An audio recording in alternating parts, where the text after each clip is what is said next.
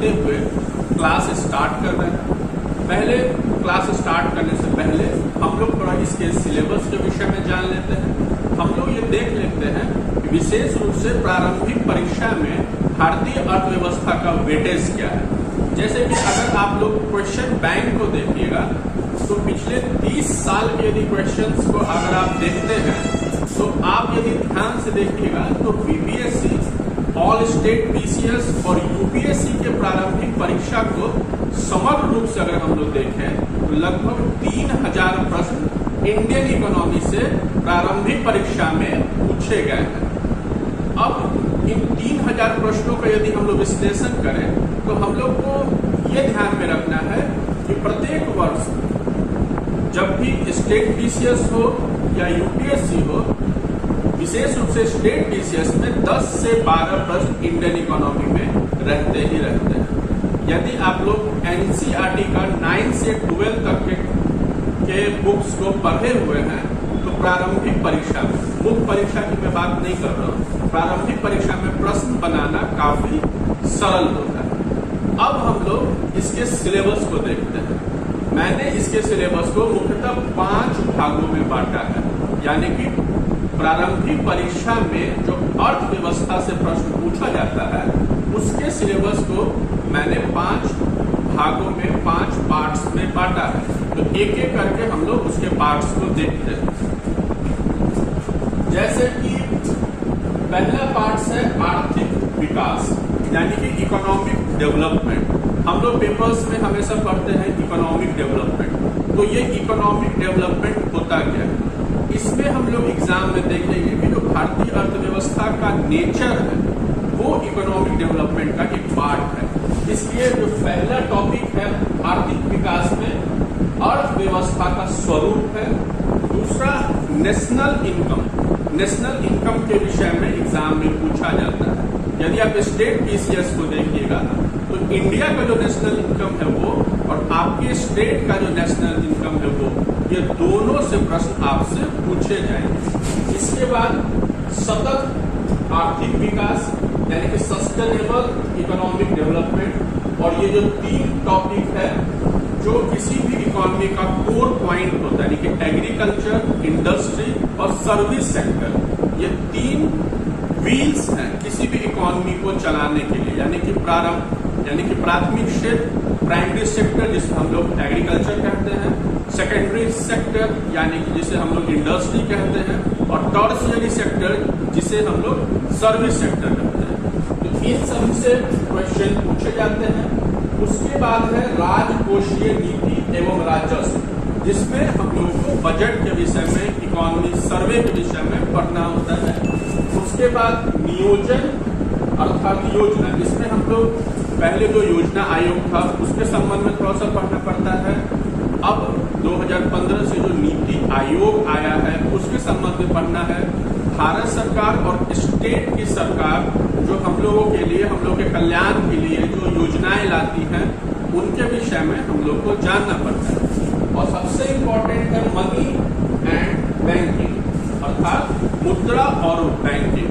मुद्रा और बैंकिंग के संबंध में भी एग्जाम में पूछते हैं, यानी कि पूछा जाता है कि आरबीआई का जो काम है उससे एग्जाम में विशेष रूप से ऑब्जेक्टिव के एग्जाम में पूछा जा सकता है। Repo rate, reverse repo rate, SLR, इस तरह की चीजों के विषय में पूछा जाता है।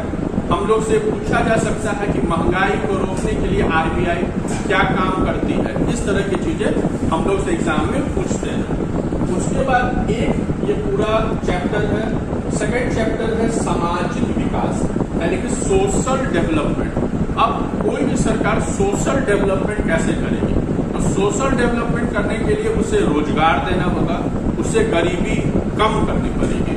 तो चैप्टर बनता है एक रोजगार एवं कल्याण योजनाएं, एक बनता है गरीबी और एक है मानव विकास। इसमें जो मानव विकास का जो इंडेक्स वगैरह होता है वो सब हम लोग को पढ़ना पड़ता है। आगे देखते हैं।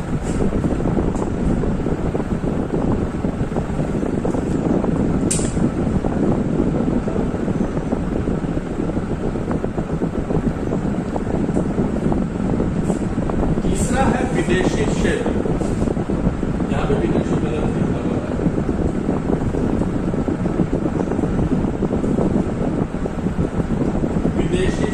जिसमें कि अंतरराष्ट्रीय व्यापार और अंतरराष्ट्रीय संगठन।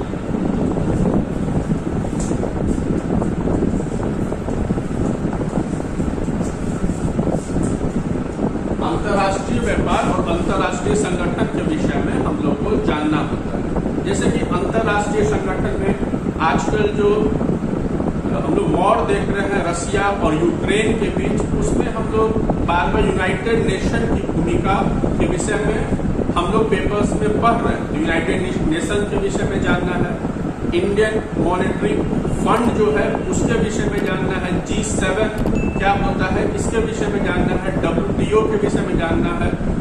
इन सभी चीजों को हम लोग अंतरराष्ट्रीय संगठन में पढ़ते हैं। उसके बाद एक इजी टॉपिक है जनसांख्यिकी, यानी कि जिसमें हम लोग पॉपुलेशन के बारे में पढ़ते हैं। पॉपुलेशन के तहत कुछ चीजें जैसे कि जनसंख्या घनत्व यानी डेंसिटी, उसके बारे में हम लोग पढ़ते हैं। सेक्स रेशियो अर्थात जेंडर रेशियो, जिसे हम लोग हिंदी में लिंग अनुपात कहते हैं, उसके बारे में पढ़ा जाता है। साक्षरता के बारे में पढ़ा जाता है। तो ये एक काफी इजी चैप्टर है, लेकिन इससे फैक्चुअल क्वेश्चंस काफी बनते हैं। तो जनसंख्या और नगरीकरण यानी पॉपुलेशन और अर्बेनाइजेशन हम लोग भारत और विश्व के संबंध में पढ़ते हैं। और ये मुख्यतः जो 4 कोर पॉइंट है किसी भी इकोनॉमी के लिए, इसके अलावा जो भी प्रश्न आते हैं उसे हम लोग मिसलेनियस अर्थात विविध में रख के पढ़ सकते हैं। जैसे कुछ भी आपसे जो पूछा जाएगा जो किसी एक चैप्टर में नहीं रखा जा सकता, उसे विविध में रख के मिसलेनियस में रख के हम लोग पढ़ेंगे। तो अब हम लोग क्वेश्चंस के माध्यम से देखते हैं कि इंडियन इकोनॉमी में कैसे प्रश्न आपके आने वाली किसी भी प्रारंभिक परीक्षा में पूछे जाएंगे। जैसे कि 5 या 7 मई को जो बीपीएससी पीटी 67 होने वाला है, उसके लिए ये क्लास इंपॉर्टेंट होगा। अभी उत्तर प्रदेश पीसीएस का जो नोटिफिकेशन आया उसके लिए भी ये क्लास इंपॉर्टेंट हो सकता है।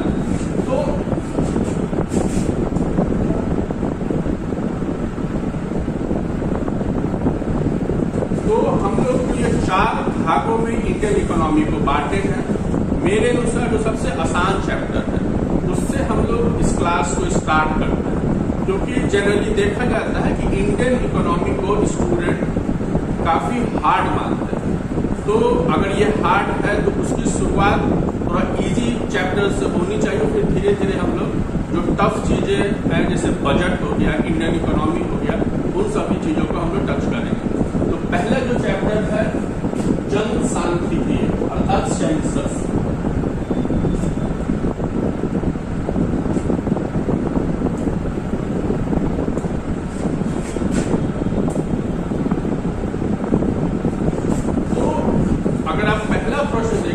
भारत में जनगणना की शुरुआत कब हुई? इस जनगणना शब्द पे हम लोग ध्यान देंगे, यानी पॉपुलेशन काउंटिंग की शुरुआत कब हुई। ये क्वेश्चन आपको पीसीएस के बहुत सारे एग्जाम्स में और रेलवे एसएससी में आपको मिलेगा। तो पहले हम लोग को जानना है इसमें 2 तरह के प्रश्न होते हैं। यदि आपसे ये पूछा जाए कि भारत में पहली जनगणना कब हुई, तो इसका उत्तर होगा 1872 में लॉर्ड मेयो के काल में। लेकिन जब इसमें एक शब्द इंक्लूड हो जाएगा कि भारत में पहली नियमित जनगणना कब हुई, तो इसका उत्तर बदल जाएगा। तो पहले जो है लॉर्ड मेयो के शासनकाल में 1872 में एक जनगणना हुई जो एक अनियमित जनगणना, लेकिन नियमित क्रमवार जो जनगणना हुई है सबसे पहले 1881 में लॉर्ड रिपन के शासनकाल में ये जनगणना हुई है। तो ये प्रश्न आपको परीक्षा में अक्सर पॉपुलेशन से संबंधित चीजें पूछी जाएंगी। अब दूसरा एक प्रश्न है जनसांख्यिकीय संक्रमण सिद्धांत। ये पॉपुलेशन से संबंधित एक थ्योरी, डेमोग्राफिक ट्रांजिशन। अब डेमोग्राफिक ट्रांजिशन होता क्या है? तो अगर मेंस को हम लोग ध्यान में रखें तो 2-3 पेजेस में इसे लिखा जा सकता है। आधा घंटा 1 घंटा का इसका अपना एक लेक्चर हो सकता है। लेकिन अगर सिर्फ प्रारंभिक परीक्षा में ध्यान में रखें तो हम लोग को सिर्फ इतना समझना है कि डेमोग्राफिक ट्रांजिशन का मतलब होता है कि समय के साथ साथ जनसंख्या में होने वाला परिवर्तन। यही डेमोग्राफिक ट्रांजिशन होता है, यानी कि समय के साथ साथ जनसंख्या में होने वाला परिवर्तन डेमोग्राफिक ट्रांजिशन होता है। और ये एक थ्योरी है इंडियन इकोनॉमी में, पॉपुलेशन में, जिसे 1929 में वॉरेन थॉम्सन ने, जो अमेरिका के रहने वाले थे, उन्होंने दिया था। तो ये एक थ्योरी है जनसांख्यिकीय संक्रमण सिद्धांत। वॉरेन थॉम्सन ने 1929 में भारत के लिए और पूरे दुनिया के लिए दिया था। इसमें उन्होंने बताया था कि समय के साथ साथ जनसंख्या में एक क्रमिक बदलाव आता है। यदि जैसे कि कोई देश है, अगर वो गरीब है, जैसे यदि हम लोग उदाहरण के रूप में ये माने अफ्रीका महादेश, वो गरीब महादेश है। भारत जो एशिया में है वो भी एक विकासशील देश है। तो विकासशील देश हो, गरीब देश हो, तो वहां की जो जनसंख्या है प्रत्येक वर्ष काफी तेज गति से बढ़ती है। अगर हम लोग देखें कि कोई विकसित कंट्री है, जैसे यूरोपियन कंट्रीज जिसे हम लोग विकसित मानते हैं, अगर उसे देखें तो उनकी जनसंख्या काफी अब स्थिर हो गई है।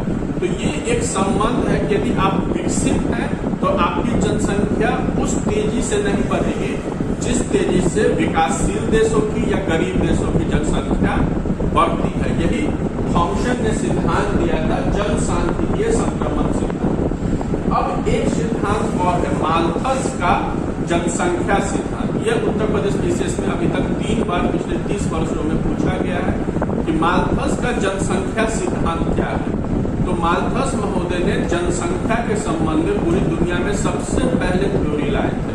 लगभग 1800 ईस्वी के आसपास माल्थस ने एक सिद्धांत दिया और अपने जनसंख्या सिद्धांत में जनसंख्या को उत्पादन से, अर्थात उत्पादन को जनसंख्या से जोड़ा।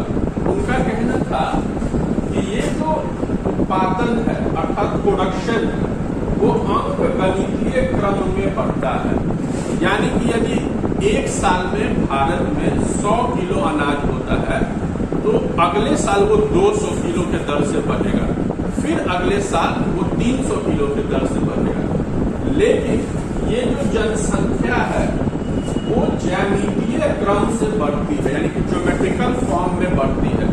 अगर इस साल जनसंख्या 1 करोड़ बढ़ी है तो अगले साल भारत की जनसंख्या 2 करोड़ होगी, उसके बाद 4 होगी, फिर 8 हो जाएगी।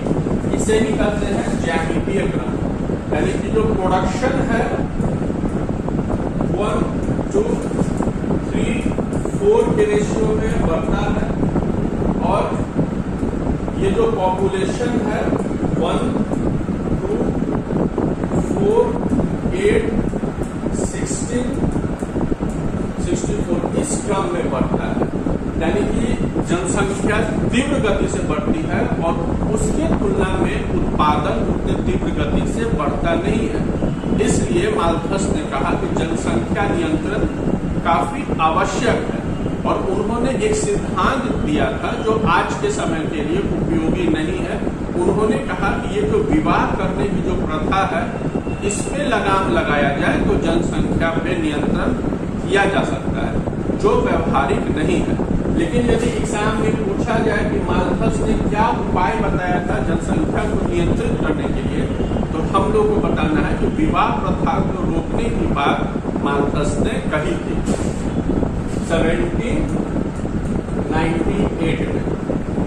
ये माल्थस महोदय पूरे दुनिया के पहले व्यक्ति हैं जिन्होंने जनसंख्या के संबंध में सिद्धांत दिया।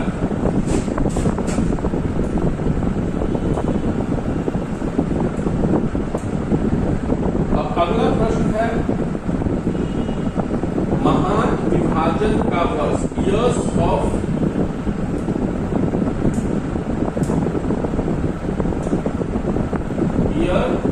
Great division. इसका मतलब क्या होता है?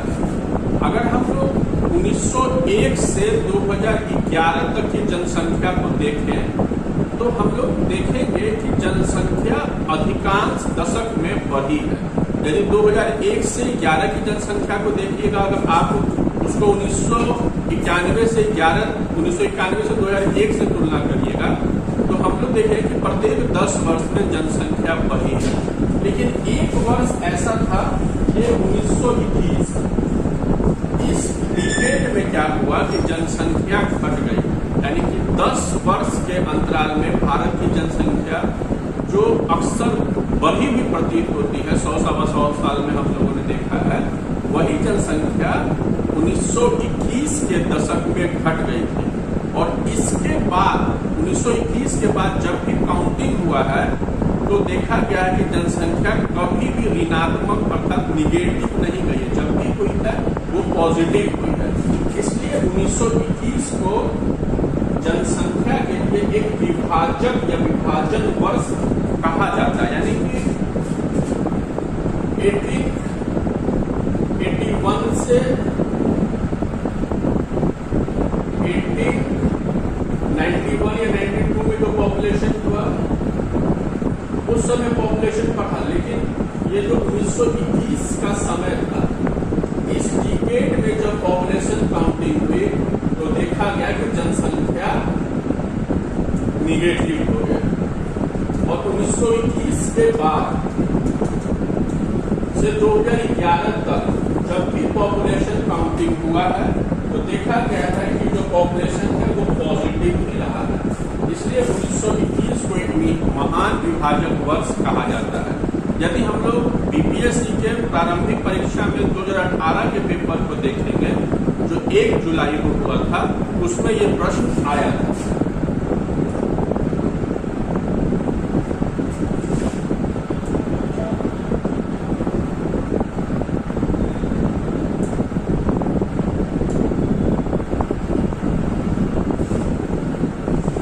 पॉपुलेशन के संबंध में हम लोग को पता है कि उत्तर प्रदेश की जो जनसंख्या है सबसे अधिक है। तो इस तरह के प्रश्न हमारे परीक्षा में पूछे जाते हैं और अक्सर ये प्रश्न हमसे गलत होते हैं क्योंकि प्रश्न सीधा नहीं होता है। इसमें 2-3 ऐसे शब्द को जोड़ा जाता है कि एग्जाम के प्रेशर में हम लोगों से गलतियां होती हैं। अब यदि ये प्रश्न पूछा जाए कि सबसे अधिक जनसंख्या भारत में कहाँ कहाँ है, इन 4 राज्यों में है, तो इसमें देखिए 2-3 शब्द रहेंगे। एक, बढ़ते क्रम में बताइए,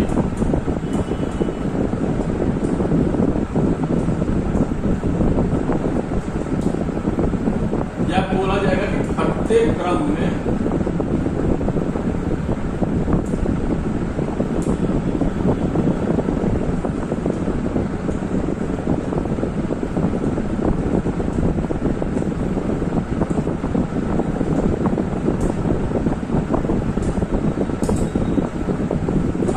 क्रम में बताइए। तो इन 2 शब्दों पे ध्यान रखना है। या बोला जाएगा आरोही क्रम में बताएं या अवरोही क्रम में बताएं। आरोही मतलब बढ़ते क्रम में, अवरोही मतलब घटते क्रम। आरोही का इंग्लिश होगा असेंडिंग ऑर्डर,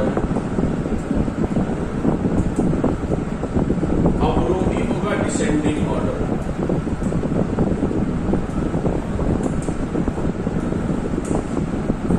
तो इन 4 शब्दों पे बढ़ते क्रम में, घटते क्रम में, यानी कि आरोही या अवरोही, इन सभी शब्दों पे हम लोगों को ध्यान रखना है कि अगर आरोही पूछा जाए तो हम लोग को बढ़ते हुए क्रम में बताना है, यानी जो सबसे छोटा है वो उसके बाद फिर उसके बाद। अगर अवरोही पूछा जाएगा तो जो सबसे बड़ा है फिर उसके बाद फिर उसके बाद। तो सबसे अधिक जनसंख्या हम लोग को पता है उत्तर प्रदेश की है, लगभग 25 करोड़। उसके बाद दूसरा नंबर है महाराष्ट्र का, तीसरा हमारा बिहार है जो पूरे भारत में स्टेट वाइज 3 नंबर पे पॉपुलेशन में स्थान रखता है। चौथा है पश्चिम बंगाल। ये 4 ऐसे स्टेट हैं जो सबसे अधिक जनसंख्या है। और अगर दक्षिण भारत की बात की जाए तो आंध्र प्रदेश, जिसकी राजधानी अमरावती है, विशाखापत्तनम है, यानी जिसकी जो 3 राजधानियां हैं, दक्षिण भारत में सबसे अधिक जनसंख्या आंध्र प्रदेश की है। तो यहाँ पे ये जो प्रश्न है क्रम में,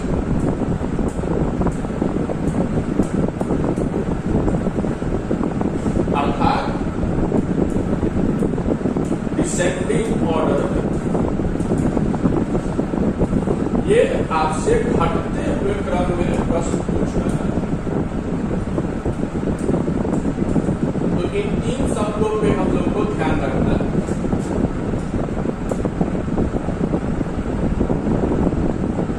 अब यदि हम लोग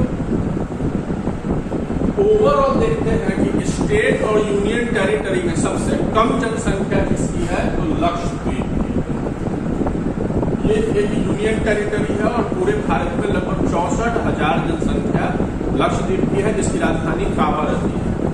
तो इसकी जो जनसंख्या है स्टेट और यूनियन टेरिटरी दोनों में सबसे कम है। अगर केवल स्टेट पे पूछा जाए तो सबसे कम जनसंख्या सिक्किम है, जिसकी राजधानी गैंगटॉक है, और सबसे कम एससी आबादी मतलब शेड्यूल कास्ट की सबसे कम जनसंख्या कहाँ है, तो वो है मिजोरम, जिसकी राजधानी आइजॉल है।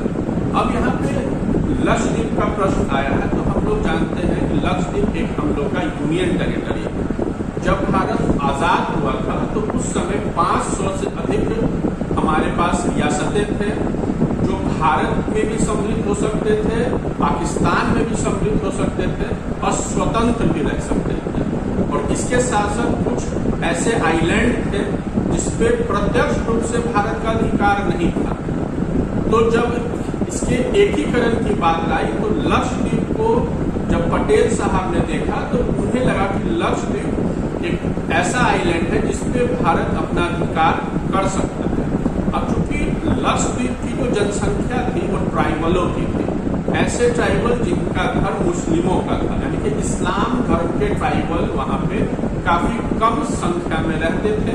और लक्षद्वीप को वो लोग लक्का द्वीप कहा करते थे। तो पटेल साहब ने, नेहरू ने ये नेवल को, भारतीय नौसेना को आदेश दिया कि आप आज के ही दिन लक्षद्वीप पे कब्जा कर लीजिए।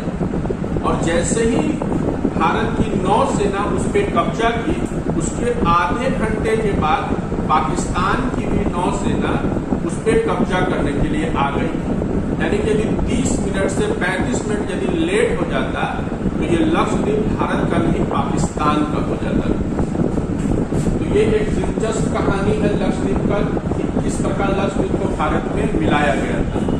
सिक्किम के बारे में भी हम लोग जानते हैं कि सिक्किम कभी एक देश हुआ करता था, जिसे 1975 में इंदिरा गांधी की गवर्नमेंट ने 36वें संविधान संशोधन के तहत भारत का 22वां राज्य बनाया था। इसकी जो भौगोलिक स्थिति है काफी महत्वपूर्ण है, इसलिए अगर सिक्किम को भारत नहीं मिलाता तो हो सकता था चाइना जिस प्रकार तिब्बत पे कब्जा किया है, सिक्किम पे भी कब्जा कर सकता था।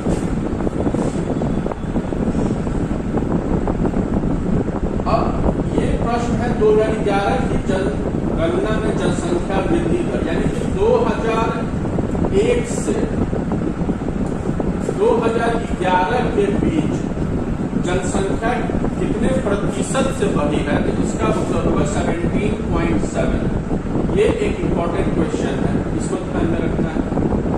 उसके बाद है कि किस वर्ष सर्वाधिक बदलाव हुआ, यानी कि सबसे अधिक जनसंख्या किस डिकेड में बढ़ी है, तो उस डिकेड का नाम है 1967 से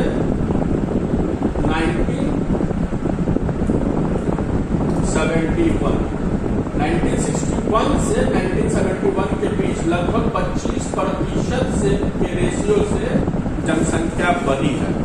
और 71 के बाद जब जब जनसंख्या हुई है तो 10 वर्षों में जनसंख्या पिछले 10 वर्षों की तुलना में ऋणात्मक रही है, अर्थात घटती रही।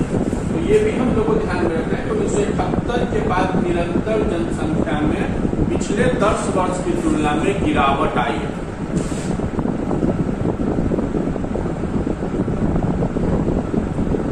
अब अगर आपसे प्रश्न पूछा जाए जनसंख्या घनत्व का, यानी डेंसिटी के विषय में पूछा जाए,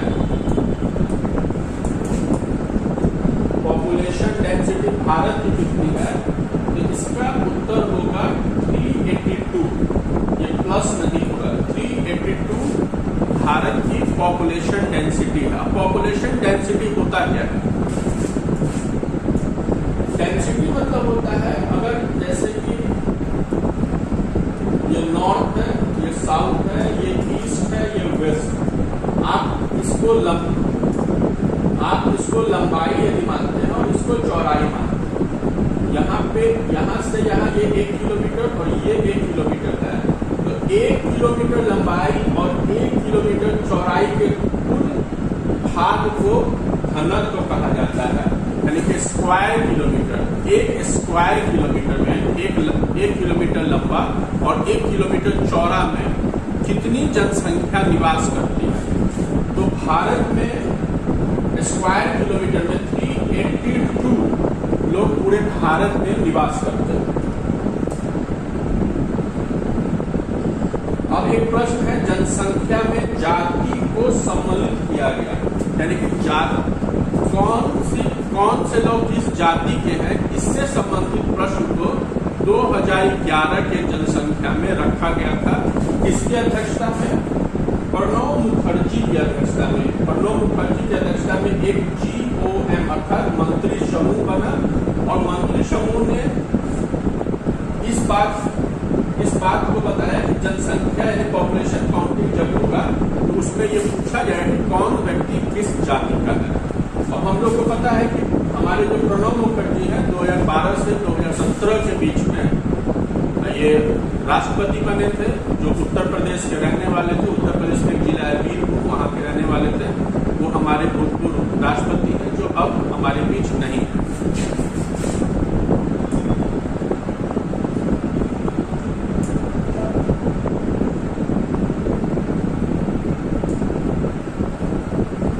अब अगला प्रश्न है कि सर्वाधिक जनसंख्या घनत्व, यानी कि स्टेट वाइज यदि प्रश्न पूछा जाए कि सबसे अधिक जनसंख्या घनत्व पॉपुलेशन डेंसिटी किस स्टेट की है, उसका 1 नंबर पे होगा बिहार, यानी कि 1106 लोग 1 स्क्वायर किलोमीटर में रहते हैं। दूसरा आंसर है बंगाल, तीसरा है केरल और चौथा है उत्तर प्रदेश। इन 4 स्टेट के विषय में हम लोग को जानना जरूरी है कि सबसे अधिक जनसंख्या घनत्व, इसे आम बोलचाल की भाषा में कह सकते हैं। यदि स्टेट वाइज देखिए तो बिहार स्टेट में सबसे अधिक भीड़ भाड़ रहता है, क्योंकि यहाँ 1 स्क्वायर किलोमीटर में 1106 व्यक्ति रहते हैं। इसके बाद बंगाल है।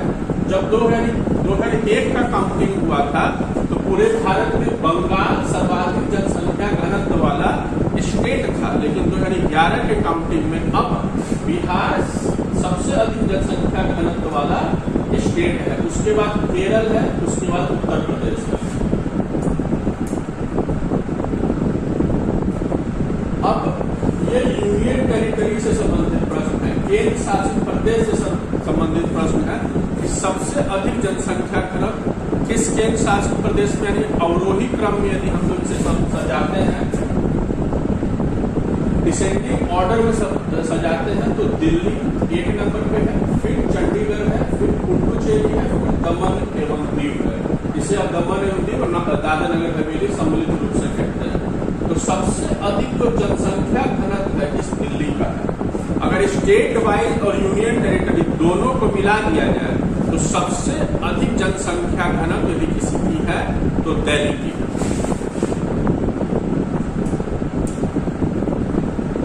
अब प्रश्न है न्यूनतम जनसंख्या घनत्व। अगर स्टेट में पूछा जाए तो अरुणाचल प्रदेश, यूनियन टेरिटरी में पूछा जाए तो अंडमान निकोबार द्वीप समूह, जिसकी राजधानी पोर्ट ब्लेयर है। तो ये क्वेश्चन है। उसके बाद एक नागालैंड से संबंधित एक इंपॉर्टेंट प्रश्न।